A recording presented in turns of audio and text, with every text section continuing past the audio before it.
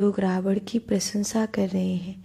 मेरे पास भी एक साधकों के मैसेज आए जिसमें रावण की कुछ अच्छाइयाँ लिखी हुई थी।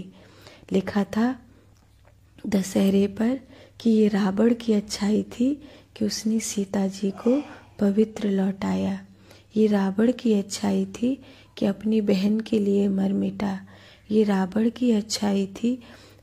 मैसेज में लिखा है कि राम जी ने लक्ष्मण जी को उसके पास अंतिम उपदेश लेने के लिए भेजा। एक और कोई लिखा था कि ये रावण की अच्छाई है कि उसने जाते जाते मंदोदरी को समझाया कि जीवन मरण तो सब होना ही है, पर मैं वीरों की तरह मरने जा रहा हूँ। एक और उसमें था कि रावण ने राम जी से असली प्रेम किया था, इसलिए वो राम जी में मिटने के लिए जा रहा है। इनमें एक भी अच्छाई रावण की अच्छाई नहीं है, एक भी नहीं। जितनी मैंने बोली हैं उनमें से एक भी नहीं। रावण ने सीता जी को पवित्र इसीलिए नहीं लौटाया था कि रावण की अच्छाई थी, बल्कि इसीलिए लौटाया था कि उससे पूर्व ही विष्णु प्रिया का उसने सतीत्व भंग किया था और उसने सैकड़ों हजारों स्त्रियों के सतीत्व भंग करने वाला रावण विष्णु प्रिया जल मरते मरते यज्ञ कुंड में जाते जाते ये श्राप दे के गई थी कि मैंने जीवन भर भगवान नारायण की तपस्या करी है, मैं भगवान नारायण को प्राप्त करना चाहती थी, तूने मेरी बिना इच्छा के मुझे छुआ है। चूँकि तू बलवान है और मैं एक अबला नारी हूँ, इसका ही तो तूने दुरुपयोग किया है।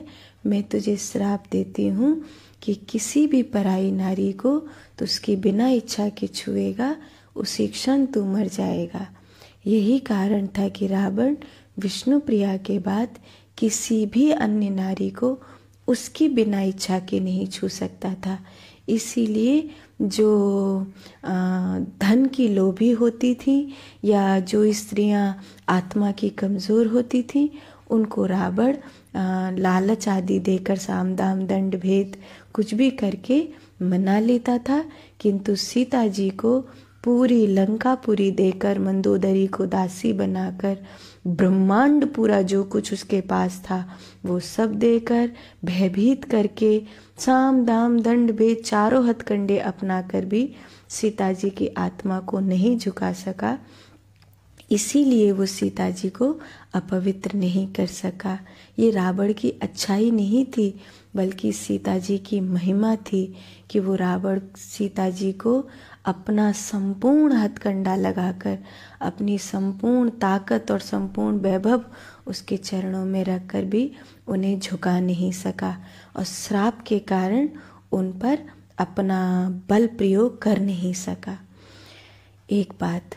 दूसरी बात, लोग कहते हैं रावण की ये अच्छाई थी, ये मेरे हृदय में बड़ी चुभी है। इतने सारे जो मैसेज इधर उधर घूमे, यूट्यूब पर लोगों ने बड़ाई करी, समाचार चैनल में भी मैं इस चीज़ को देख रही थी, मेरे हृदय को बड़ी चुभी ये बात कि कोई उत्तर क्यों नहीं दे रहा।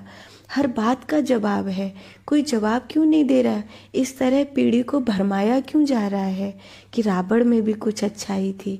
इस तरह क्या साबित करना चाहते हैं कि आने वाले समय में लोग ये करें कि राम जी की जगह रावण को उसकी तुलना में देखें। नहीं, राम बहुत ऊंचे हैं और रावण उनके पाँव की धूल भी नहीं है। रावण में एक भी अच्छाई मुझे दिखाई नहीं देती। लोग कहते रावण को क्यों जलाया जाए जब कोई राम ही नहीं हो। कोई कैसे कह सकता है कि राम नहीं है? क्यों नहीं कहा? क्या लोगों की आत्मा मर गई है? मुझ जैसा व्यक्ति अगर उससे पूछो कि राम हो तो रावण जलाए, तो मैं कहूँगी हाँ मैं हूँ, क्यों नहीं हूँ। जो राम कर सकते हैं वो सब मैं कर सकती हूँ।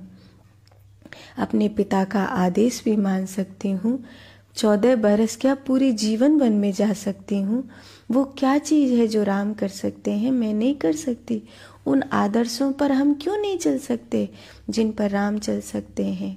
पर बड़ी विचित्र बात है, लोग रावण की ओर से लिख रहे हैं, व्हाट्सएपों में बड़ा ज्ञान बखार रहे हैं कि राम हो तो रावण को जलाए, वरना क्या फायदा पुतलों को जलाने से।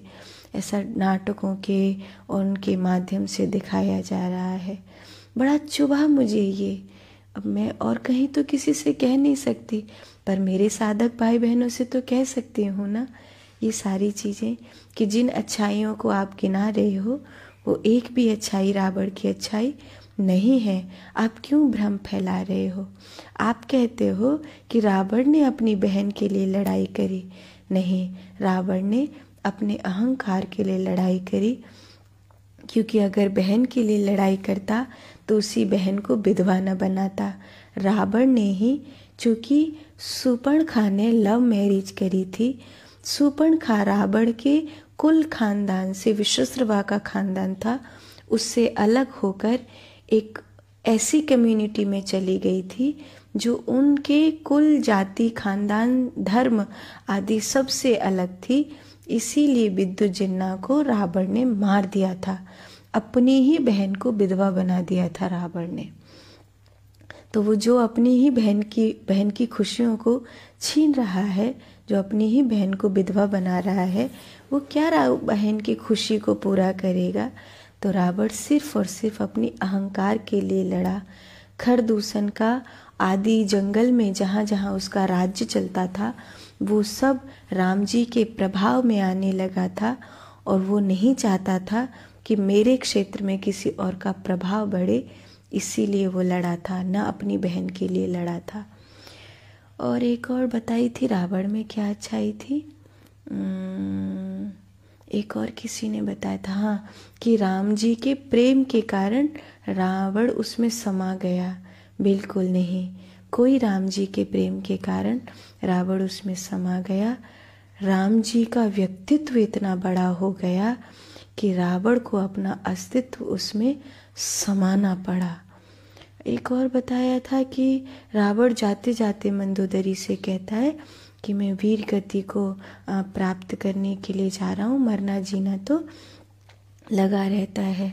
बिल्कुल रावण वीर गति को प्राप्त करने नहीं जा रहा है, बल्कि मंदोदरी जैसी सती नारी रावण के चरित्रों से, रावण के अहंकार से, रावण की जिंदगी की कुरीतियों से इतनी झिक गई थी कि उसने खुद कह दिया था कि राम जी अब इसे मार दो। पत्नी उसकी खुद कहने आत्मा से लग गई थी। विचार करो कि आप मंदोदरी की जगह होगी और रावण जैसा नीच पति होगा जो स्त्रियों के सतीत्व को छीन रहा है, दूसरे के धन को छीन रहा है, जो अपने अहंकार में ऋषि मुनियों के रक्त को पी रहा है, प्रजा रो रही है। ऐसे पुरुष की स्त्री क्या करेगी? वो खुद कहेगी कि हे भगवान इसे मार दो, इससे अच्छा तो मैं विधवा ही भली हूँ। मंदोदरी खुद कहने लग गई थी कि अब रावण का, और वो क्या वीर गति को पाने जा रहा है जिसने अपना आज्ञाकारी बेटा मरवा दिया हो, जिसकी बहू सती हो गई हो, जिसने अपने कुल खानदान के एक एक व्यक्ति को चुन चुनकर मृत्यु करवा दी हो, कोई नहीं बचा हो। ऐसे व्यक्ति के परिवार में अगर उसकी कोई पतिव्रता नारी होगी तो वो यही कहेगी, मंदोदरी की जगह कोई भी स्त्री होगी जिसके पति ने उसकी कोख उजाड़ दी, उसकी बहू सती हो गई, कुल खानदान भैया बंधु सब जिसने मरवा दिए, वो यही कहेगी हे भगवान इसको भी मार दो। अब जब इसने सब मरवा दिए तो इसको भी मार दो, वो यही कहेगी। तो रावण में ये कोई अच्छाई नहीं थी। और एक और लोग कह रहे थे कि रावण में एक और अच्छाई थी कि क्या नाम है, उसने राम जी ने लक्ष्मण जी से कहा कि जाओ उसे अंतिम सीख ले करके आओ।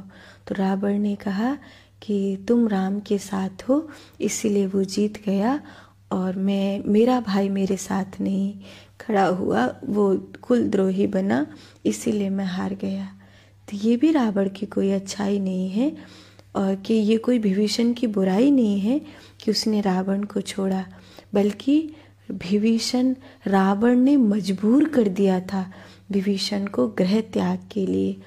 अत्याधिक उसने पाँव के नीचे विभीषण को कुचल दिया था, उसके सम्मान को, उसकी सलाह को, उसकी बात को, उसके धर्म को, उसके धर्म को पूरी तरह से अपने अहंकार के नीचे दबा दिया था।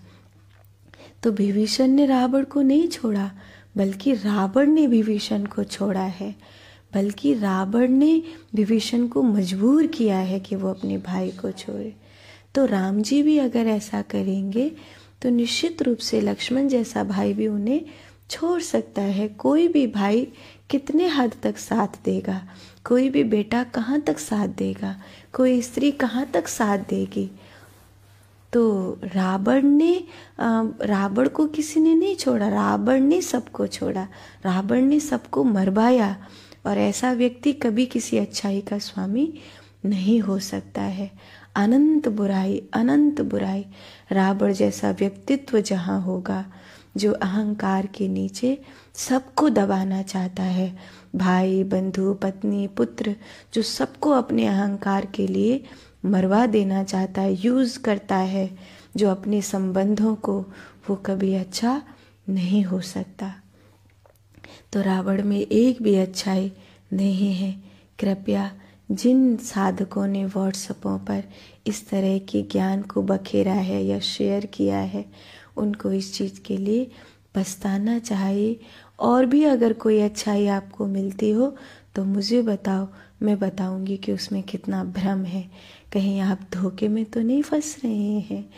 ये बहुत बहुत नीचता की हद है कि आज के दशहरे पर ये जो 2021 में ये जो पीढ़ी आई है, ये किस तरह की पीढ़ी आई है कि रावण की अच्छाई, झूठी अच्छाई दिखाई दे रही हैं और सोशल मीडिया पर प्रचार हो रहा है। और कोई दुनिया में ऐसा नहीं बचा धर्मावलंबी जो बताए कि झूठी अच्छाइयों को क्यों बखा रहे हो भाई, ये एक भी अच्छाई वास्तविक नहीं है। क्यों प्रशंसा के झूठे पुल बना रहे हो? क्या दे रहा है तुम्हें रावण? साध हो, मत बिको, पाप पर मत बिको। आज रावण की झूठी अच्छाई देखोगे, कल देश बेचने वालों की झूठी अच्छाई देखोगे। एक दिन जैसे तालिबानियों ने अफगानिस्तान को घेर लिया, एक दिन ऐसे ही अपने देश में भले निर्दोष लोगों को मरते हुए देखोगे। नहीं, संभल जाओ। अपनी भूमि को, अपने सनातन धर्म को मिटने मत दो। अच्छे लोगों को गंदे लोगों के हाथों मरने मत दो। बहुत बड़ी राजनीतिक षड्यंत्र हो चुका है, बहुत बड़ा प्रहरा हो चुका है। एक जगह किसी गाड़ी से कुचलकर लोग मरते हैं, वहाँ 50-50 हज़ार का मुआवजा दिया जाता है। एक जगह गाड़ी से कुचलकर कुछ लोग मार दिए जाते हैं, वहाँ केवल मुख्यमंत्री दुख जताकर हट जाते हैं। बड़ी गहरी राजनीति है, इसमें षड्यंत्र में मत फंसो। चुनाव आने वाले होते हैं, नेता आपके संग खेत काटते हैं, आपके घर के आगे झाड़ू लगाते हैं, नेता आपके लिए मीठी मीठी बातें करते हैं। जब चुनाव हो जाते हैं, कोई नेता आपके आसपास भी नहीं फटकता। जो पूरे 5 वर्ष आपके बीच में डोले, उसी को वोट देना जो केवल चुनाव के समय आपके दरवाजे पर झाड़ू लगाने आ जाए, आपका खेत काटने आ जाए, केवल चुनाव के समय आपके संग मट्टी उठाने आ जाए। नहीं, वो अच्छा नहीं है, वो सच्चा नहीं है। पहचानना सीखो। ये बातें ध्यान के समय करने की नहीं थी, फिर भी एक दिल में चुभन थी, क्योंकि कुछ एक साधकों ने और फेसबुक और कल टीवी चैनल पर मैं देख रही थी, कुछ एक लोगों ने रावण की प्रशंसा के अनलिमिट पुल बांध दिए हैं, जिससे मेरे हृदय को, एक साधु के हृदय को पीड़ा पहुंची है कि कहाँ